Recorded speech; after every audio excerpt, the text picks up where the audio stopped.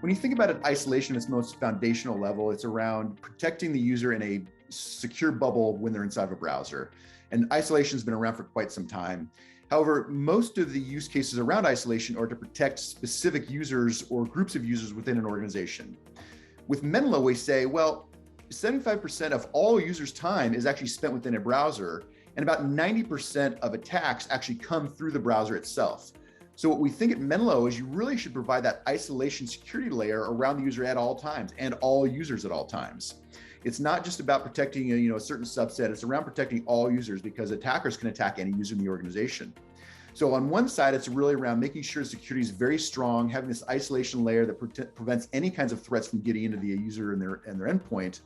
But on the other side, it's making sure that the user has a very seamless experience when in that browser, making sure the security layer, the isolation layer is invisible to them, because we don't want to have them looking for ways around that isolation layer if the experience is bad. So again, two things: the security side is very important to make sure that they're protected at all times, but also making sure the user experience within isolation is as seamless as possible is also very critical.